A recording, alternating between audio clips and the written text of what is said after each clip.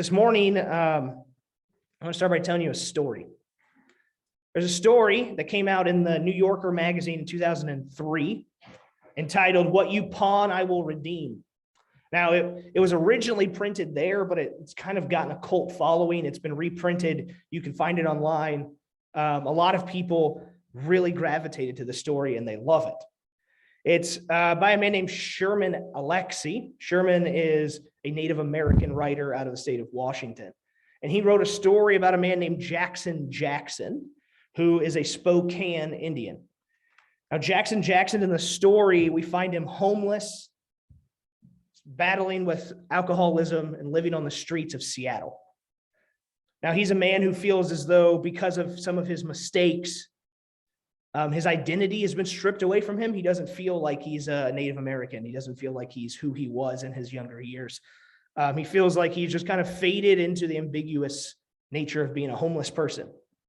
And one day he's on the street with his two friends. And they come up to a pawn shop and something catches the corner of his eye. It's a powwow regalia, which is a fancy outfit that they would wear in the Spokane Indian tradition. And he remembered it fondly because it was his grandmother's. He tried to figure out how in the world his grandmother's heirloom ended up in this pawn shop, this thing that was so closely tied to his identity. He went in and he spoke with the pawn shop owner and he explained, he said, "That's my grandmother's, that's a family heirloom. Where did you get it from?" And the shop owner said he couldn't remember where he had gotten it from, but he knew he paid $1,000 for it. And he said, "Well, I'm homeless. I can't give you anywhere near $1,000. And the shop owner said, "I'll tell you what I'll do for you. I'll give you 24 hours and I'll sell it to you for $999. I'll take a $1 loss and I'll give you $20 to start you off." So he gives him a $20 bill. Jackson puts that with the $5 he has to his name in his pocket, and he sets out into the streets of Seattle on a 24-hour mission to raise $1,000 to buy this family heirloom back, to reclaim his identity, to kind of get his life back on the right path. He sees this as a sign. So he goes down the street with his friends. And again, remember, he's got 24 hours to make $1,000. He has $25 in his pocket, and they start off their morning by spending $20 on drinks. They drink themselves unconscious. He wakes up in an alley a couple hours later and thinks, "I'm behind. I need to get going." So he leaves his friends there and he heads on up the road with $5. He's telling everyone he sees his story. And eventually, after a lot of people just say, "Please get away from me. You smell like alcohol," a man says, "I'll tell you what, if you'll sell these newspapers for me, you can keep 50% of the profit." And so Jackson gets a stack of newspapers and he walks the streets and he sells them and he sells them. And he's finally discouraged by the fact that 2 hours have passed and he's made $10. So he quits. He quits that job. He throws away the newspapers and he walks up down the road, stops at a gas station, thinks, "I'm just going to spend the $15 I have on alcohol and give up." But when he goes in the store, he has this weird inclination, "I'm going to buy a lottery ticket with this $10 instead." So he buys a lottery ticket and it just so happens that he wins $100. So now he's at $105 and he has this revitalized hope that I can get to 1,000. I'm at 105. I haven't been this close ever. So I'm going to get to 1,000. And so he goes out into the world. And again, he's trying to find any way to rectify this. He sees this as him fixing a wrong in his life, making up for everything, reclaiming his identity. But about an hour or two later, he meets this really cute girl and she asks to borrow $20. And so, of course, he says, "Yeah, absolutely. I got $20.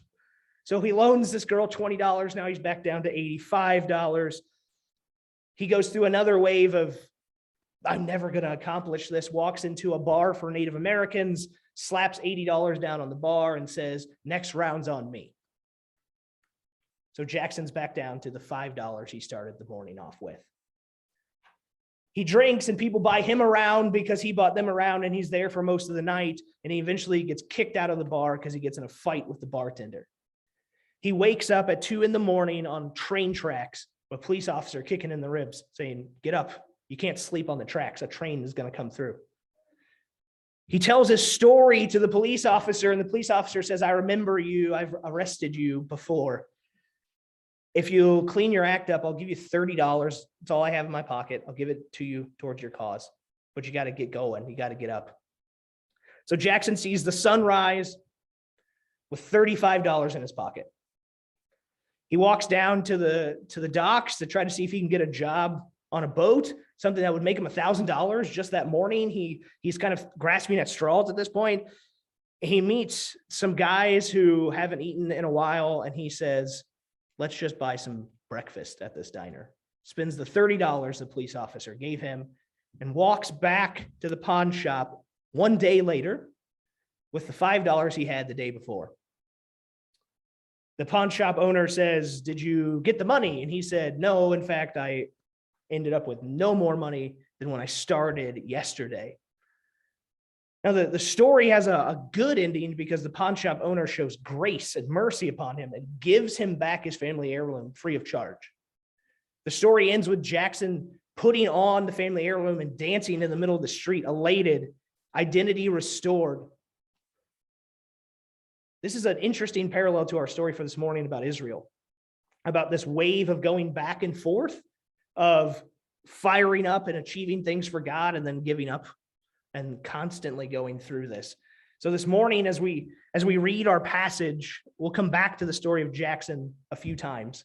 But this is what the word of the Lord says. We're going to start in the last verse of chapter 11 and read all the way through 13, verse 14.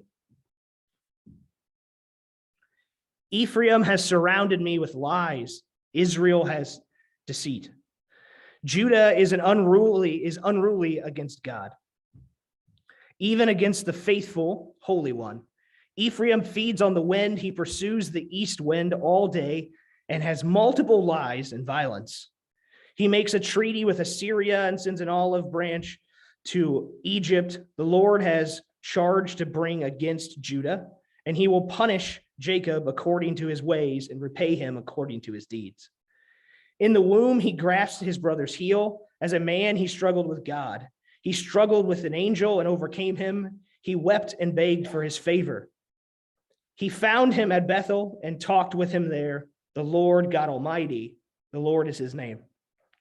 But you must return to the Lord, maintain love and justice, and wait for your God always. I'm going to reread verse 6 again because it's very important to our message for this morning.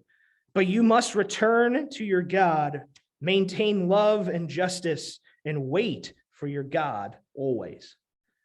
The merchant uses dishonest scales and loves to defraud. Ephraim boasts, I am very rich. I have become wealthy. With all of my wealth, they will not find any iniquity or sin with me. I have been the Lord your God ever since you came out of Egypt. I will make you live in tents again as the days of your appointed festivals. I spoke to prophets, gave them visions, and told parables through them. Is Gilead wicked? Its people are worthless. Do they sacrifice bulls in Gilgal? Their altars will be like piles of stone in a plowed field. Jacob fled to the country of Aram. Israel served to be a wife and to pay for her, and he tended sheep. The Lord said, a prophet to bring Israel up from Egypt. By a prophecy, he cared for them. But Ephraim has aroused his bitter anger. The Lord will leave on him the guilt that is his, the bloodshed, and will repay him for his contempt. Chapter 13. When Ephraim spoke, people trembled. He was exalted in Israel, but he became guilty of Baal worship and died. Now they sin no more. They make idols for themselves out of silver, cleverly fashioned images, all of them works of just craftsmen. It is said of these people, they offer human sacrifices, they kiss calf idols. Therefore, they will be like the morning mist, like the early dew that disappears, that chaff swirling from the threshing floor, the smoke escaping through a window. But I have been the Lord their God ever since they came out of Egypt. You shall acknowledge no God but me, no Savior except me. I cared for you in the wilderness, in the land of the burning heat. When I fed them, they were satisfied. When they were satisfied, they became proud, and then they forgot me. Okay, let me reread that again. When I fed them, they were satisfied. And when they were satisfied, they became proud, and then they forgot me. So I will be like a lion to them, like a leopard who will lurk by their path, like a bear who will rob her of her cubs. I will attack them and rip them open. Like a lion, I will devour them. A wild animal, I will tear them apart. You are destroyed, Israel, because you are against me, against your helper. Where is your king that he may save you? Where are the rulers in your towns of whom you have said, give me a king and give me princes? So in my anger, I gave you a king, and in my wrath, I took him away. The guilt of Ephraim is stored up. His sins are kept on record. Pains as of a woman in childbirth come to him, but he is a child without wisdom. When the time arrives, he doesn't have the sense to come out of the womb. I will deliver this people from the power of the grave. I will redeem them from death. Where, O death, are your plagues? Where, O grave, is your destruction? That might be a little hard to follow. Again, they don't talk like we do. He jumps in and out of metaphors often, but we'll unpack it and walk through this message of God. We just got the story last week of him as the loving Father. This message that he's giving his people. In verses 12 and through 12:2, it says that God dwells with his people and that the Israelites lie. And so if you put those two together, then the Israelites, they are guilty of surrounding God with lies. He said, I'm in your midst and you're a bunch of liars. So what does that make me but someone who is surrounded by lies? Not one or two offenses, right? We like to sometimes justify our actions. This is a story of the Old Testament, a story of our guy Jackson from before. Just one bad mistake, I did one thing wrong and all these things happened. But in actuality, it wasn't one thing. It wasn't two things. It was a habit. It was over and over. It was a cycle constantly, right? It says they have multiple lies and they lead to violence, feeding and pursuing these things. They might say when they turn back to God, look, I made a mistake. But if they're being honest, what they should say is, I've constantly made mistakes. I've constantly pursued these things. So God starts a reference that he finishes with all the way through this passage. He says, Israel, you are as Jacob. Now, Jacob is a character inside of their lineage, right? Outside of just being a great name for a boy. It is an idiom in the Hebrew, right? It is an idiom that basically means you're a deceiver, a supplanter. The name Jacob means one who grasps at the heel. It comes from the story of Jacob and Esau, but it has this idea, this connotation of if you call someone a Jacob, you're saying you're always working an angle. You're always up to something. You're trying to figure out how to swindle me. So God says you're like swindlers. And he unpacks the story of Jacob as we go through this passage together. He references through his entire life in the next few verses. He says, when you were in the womb, you grasped at your brother's heel. If you remember the story from Genesis, twin brothers are born, and as one is coming out, there's a hand attached to the foot of the first one. And it's the second one who was trying to pull him back in and get out first, right? He was grasping at his heel. He wanted to be the firstborn. He wanted to get the birthright. Throughout his life, he wrestles with both men and with God. He wrestles with an angel and overcomes him. There's this ongoing, constant weeping and repenting.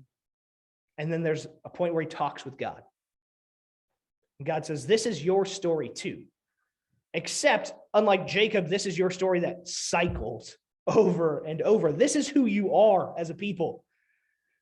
You are grasping, you're wrestling, you're striving. We talked about the word striving with our youth in Sunday school this morning. You're working for something. Then you realize everything I've been working for is garbage, and you repent. And you feel like in the moment you're really earnest and you mean it. Some of us may have bargained with God, made promises with him that if you do this, I'll give you this, I'll stop doing this. And in that moment, we really thought that we could. But God says, I see through it. You're going to do this again. You're going to go back to grasping, back to wrestling. You are a supplanter, a deceiver at your core. So God says, this is what I want from you. This is your call. If you are a beloved of God, if you are his people, return to your God, maintain love and justice, and wait for your God always. This is the main call of this last portion of Hosea. This is what God is asking them to do. Right? Returning to him, this has an idea of repentance to it, but that middle portion is something that we could preach a whole series on, because if you see what our world's been struggling with as of lately, it seems like the last 3 years has been Christians trying to decide how we balance questions of justice and injustice and loving other people, and how we figure that out. What is love? What is justice? How do they interact with each other? He says, return to me, maintain it, and then also wait for God always. That last part's the part that they were really bad at, right? They would come back, they would get on good terms, and God would take longer than they thought he should. And so they would start their schemes again, right? If you think of Jackson in the story, he was constantly trying to make $1,000 in 1 minute for the entire day. And as soon as he had a setback, he would be discouraged and he would spend it all on alcohol. This is what they would do. They would cycle through this process. They would come back to God, and then God would be taking too long for their senses, and they would go back. But this is the call. This is also where we get the first big turn in the story, because God says, this is what I ask you to do. But then in verse 7, he says, but I know you're not going to do it. Maybe some of you have worked with younger people, have had children, or you've worked in a teaching capacity, and you've made requests of kids because you know, like, this is what's expected of you. But you knew in the back of your mind, like, you're not going to do it. Like, you're just not going to do it. There's no track record to prove that you're going to hold up your end of the deal. God says you'll reach and you'll strive for wealth. It's what you always have done. It's what you always will do. With all of my wealth, they will not find in me any iniquity or sin, is a quote out of verse 8. This is God quoting Israel kind of in jest, saying, this is honestly what you think. You think that wealth is righteousness. So if you get a lot of money, nope, you're above reproach. Everyone will think you're a great person because you're successful. And as much as we would like to, on the face of that argument, say, absolutely, we see through that, there are times in our culture in America where we fall into that line of thought of successful people being above reproach, of ourselves, maybe if we're doing well financially, convincing ourselves we're doing well in all aspects of our own lives. He says, look, I want you to do these things, but at the same time, I know I'm not holding my breath. Your track record is not great. This is what you always do. This is what you always do. Verses 9 through 10, he says, remember that time that you were slaves. Remember that time when you were poor, when you were in Egypt. I brought you out of that. I brought you out. Think back to last week when we talked about the story of the father nurturing them, bringing them out of Egypt, being as one who holds a child up to his face, as one who stoops down to feed them. He says, remember, that's what I did. I brought you out of slavery. I brought you out of poverty. Because you will not return, you will not maintain, you will not wait, the 3 things I asked of you, I will return you to poverty. I'm going to let you go back. Remember, we repeated that phrase. He blessed them. They became wealthy. In their wealth, they became proud, and then they forgot him. This is an ongoing cycle for sin, and the way it works in all lives across all time zones, period, right? This isn't just in their time zone. This isn't just in their era of human history. How many times have we seen people become successful and suddenly they're too good for where they came from? Right? My grandpa would say they got too big for their britches, right? They need to realize where they came from, how they got there. But they forget. They get a lot of money and they say, look at this money we've made. And the whole time God's going, I gave you all of that. They're saying, yeah, that's cool. We earned it. This is ours. I did this. Again, wealth is righteousness for them. And so he says, I will strip you of your righteousness. If the only way you'll see you're sinning is if you have no money, then you leave me no choice but to take your money. Because then you'll see it. You'll see your hypocrisy. Verse 11 is a hard to follow one. It seems like maybe there's like a line of argumentation going, and then he just randomly throws in two questions about cities that he's not mentioned before. He says, is Gilead wicked? Do they sacrifice bulls at Gilgal? Now, one thing we need to realize is that for them, they didn't need an explanation of what Gilgal was. Gilgal was the Las Vegas of their day. If I say Las Vegas, unless you're from Las Vegas, there are negative connotations that come to your mind. I have friends who are from Las Vegas and they loved it. I've been to Las Vegas, probably will never go back. We have this idea of Las Vegas as this place where there's gambling and there's problems and there's all this chaos and sin. Gilgal was the Las Vegas of that day. So he's making accusations here, but the NIV decides to phrase both accusations as kind of tongue-in-cheek questions. Like, hey, could you guys answer me a question? Do people do bad stuff in Las Vegas? Obviously, we know the answer to that. We know the answer. The audience, the hearers who heard this from Hosea would know, like, yes, we get it. You let us out of Egypt for what? For us to make a mockery of the promised land that you've given us. We've done this. He says, look at Gilgal, look at Gilead. So he's talking about this tongue in cheek, right? He says God's proof for the people is that they constantly strive for wealth, for conceding to foreign pressure. I'm going to, he says, make your altars like piles of rock in a field. Now imagine if you saw in a cornfield, you just saw like two rocks sitting out in a cornfield. Would you think to yourself, that looks like a temple? That's kind of the point. He said, that's what's going to be of your altars. You're going to knock them over. They're just going to look like some rocks out in the middle of a field. They're not going to be what you've built them up to be. And he continues in the next couple verses by talking about Jacob's life again. He references the fact that Jacob left his people. He went to a foreign country. He was a servant working for a wife, was kind of duped and ended up working a bunch more. He was tricked. He was deceived. And then we have this juxtaposition from Jacob to Moses. God leading through Moses, leading and guiding people out of their foreign land. So again, it's God saying, this is what you do, this is what I do. These are your ways, these are my ways. Just so we're all on the same page. Every time I've given you the steering wheel, you've headed straight for chaos. Then I've wooed you back. I've helped you. I've got you back on the right path.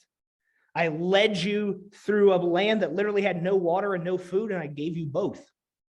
As soon as I gave you a land that had a lot of all of that, you said, I'm wealthy. I don't need God anymore. This is the ongoing story of Israel. As we get into chapter 13, we get this interesting kind of 3-verse section where the language is kind of, this is your past, this is what you're going through now, and this will be what is going to happen of you. So in verse 1, he says, when Ephraim spoke, people trembled.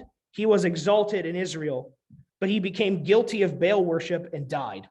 Right? So that's your past. Not a great start to the story, but you used to be feared. If we remember back to earlier in the Old Testament, when God first delivered the promised land into the hands of the Israelites, all the other nations around them were like, we are terrified of these people.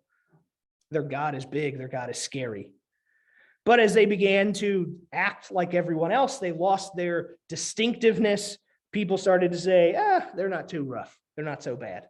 That was their past. Verse 2 is their present. Now they sin more and more. They make idols for themselves. And from their silver, they fashion clever images, all made from craftsmen. It is said of my people. So we'll stop right here. Remember, it used to be said of them that they were terrifying, that they would tremble. Now they say of them, they offer human sacrifices. They kiss calf idols. This is your fault. This is what's happened. Now the people all around us, they say, oh, the Israelites. You mean those guys that worship that statue of the little cow? The guys who kill their own kids at these festivals? They're just like us. They're just like us. They've lost their distinctiveness. Verse 3 says, because of your past, because of your present, this will be your future. Therefore, they will be like the morning mist, like the early dew that disappears, like the chaff swirling from the threshing floor, like the smoke escaping through a window. So do we close the window because we want smoke to stay inside of our house? Or do we open the window because we want the smoke to leave? Do we keep the chaff after we process it, or is it trash and so we throw it away?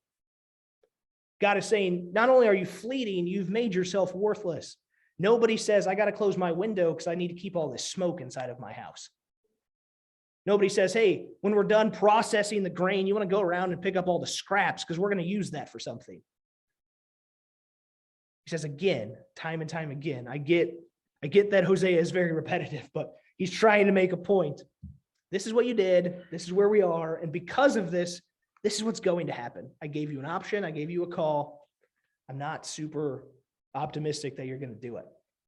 We call back to 1 Samuel. Again, maybe it's been a while since you've read 1 Samuel, but they get into the promised land and they look around and they say, well, that guy's got a king and that guy's got a king and that guy's got a king. Where's our king?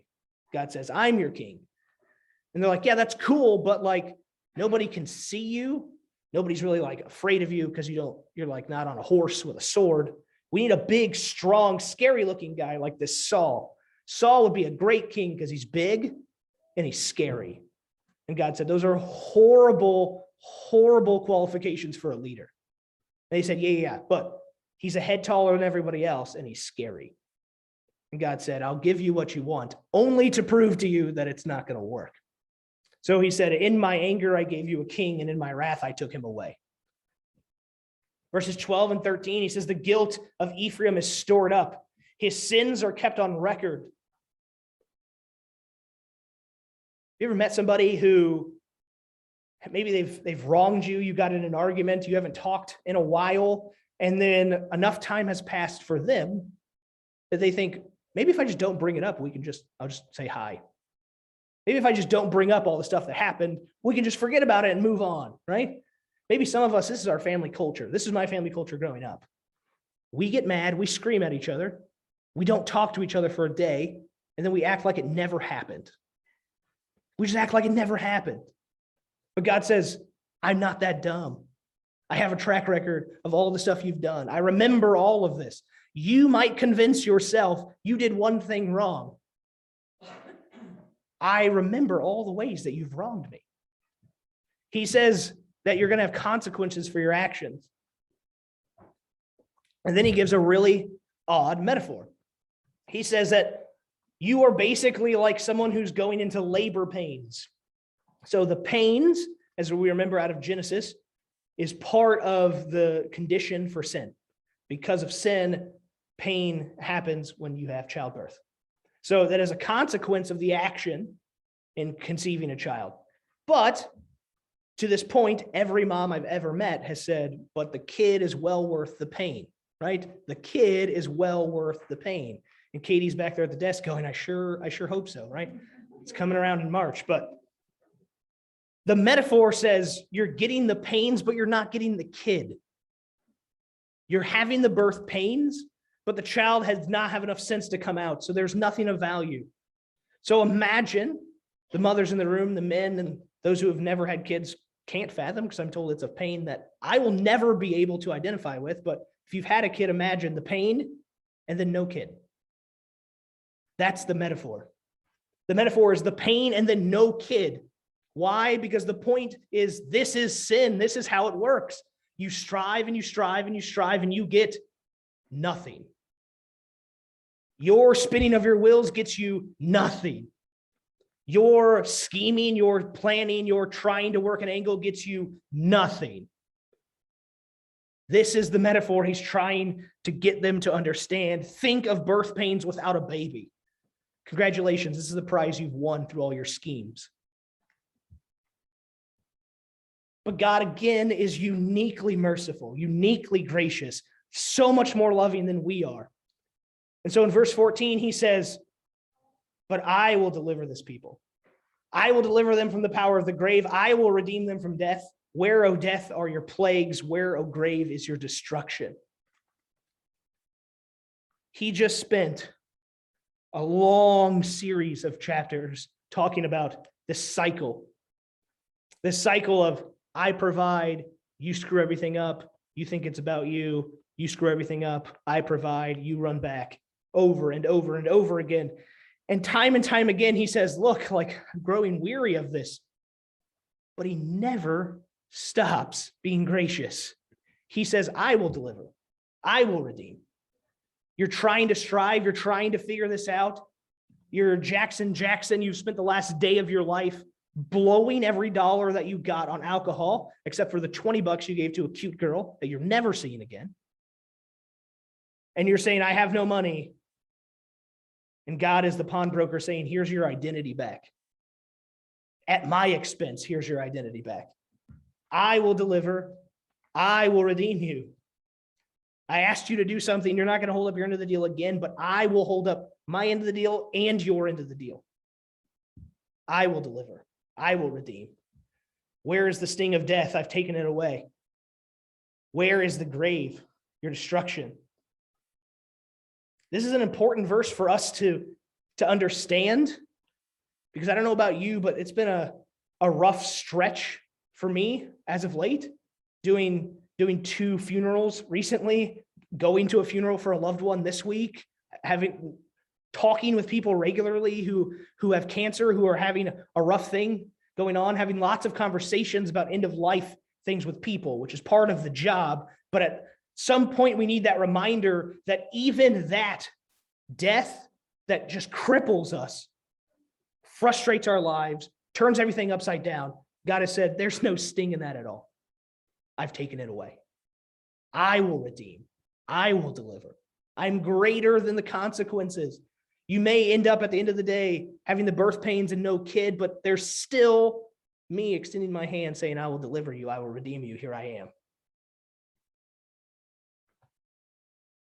What we have this morning is a difference between God's perspective of striving in sin and the world's perspective. Let's think back to that story at the beginning, the story of Jackson.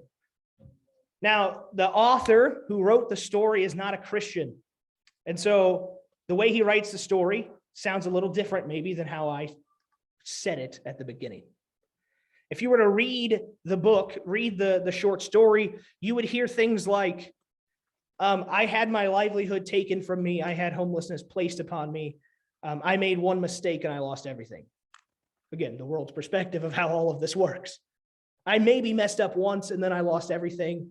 And this family heirloom rightly belongs to me. I don't know why he doesn't just give it to me for free.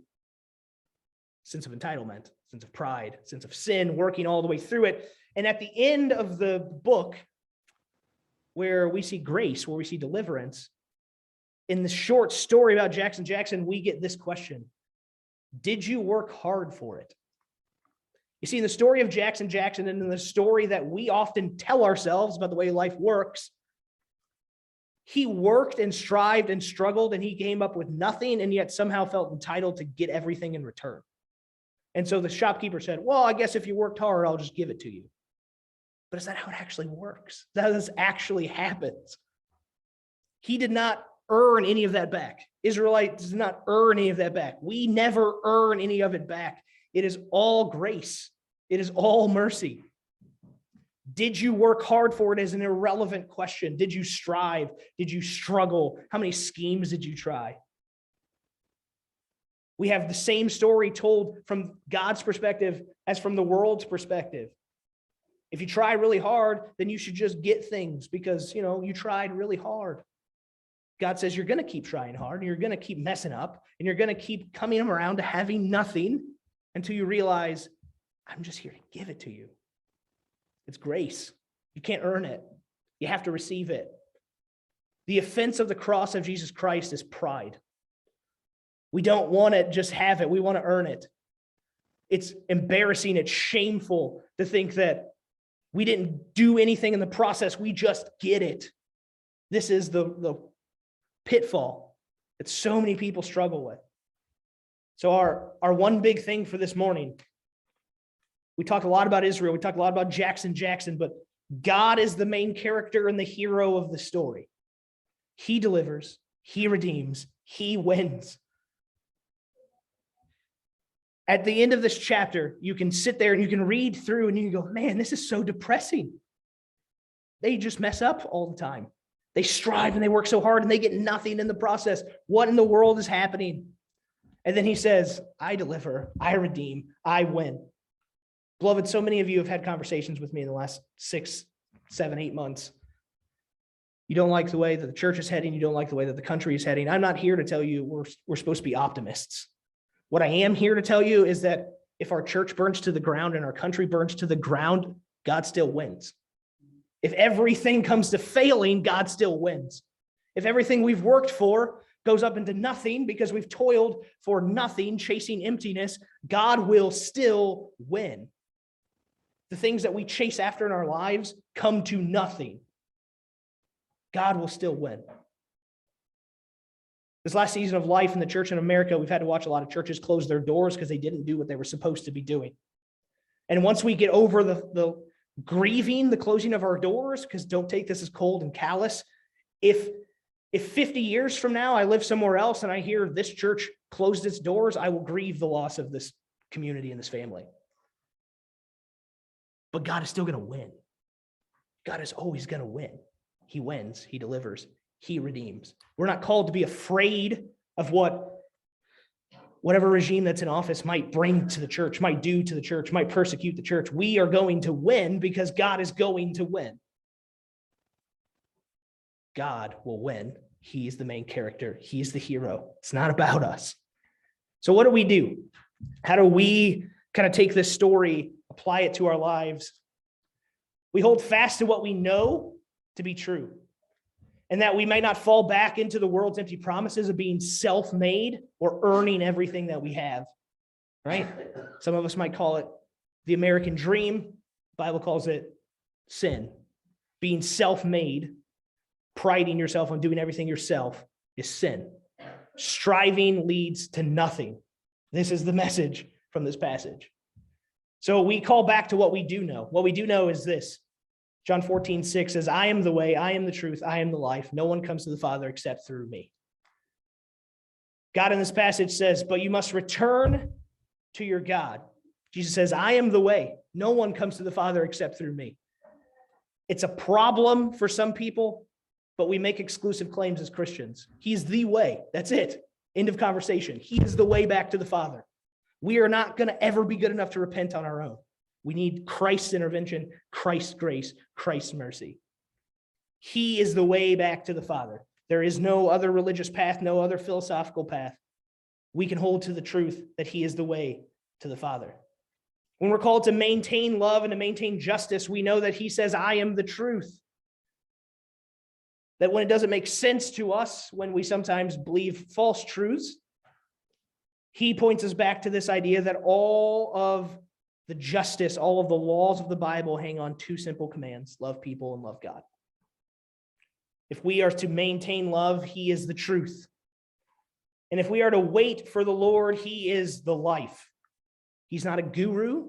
He's not a teacher. He's offering us a new life, a new way of living, a way that does wait on the Lord, a way that is hopeful in waiting rather than anxious, rather than tired, rather than weary, rather than checking our watches all the time saying, when am I going to get this? It's a way of life that says, if all of this burns to the ground, God's going to win. He will win. He will deliver. He will redeem.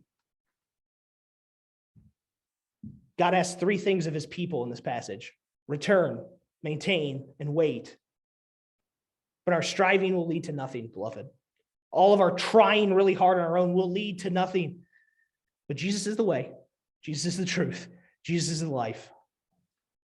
We started off this morning by reading Psalm 46, and Psalm 46 says, cease striving and know that I am God. Will you pray with me?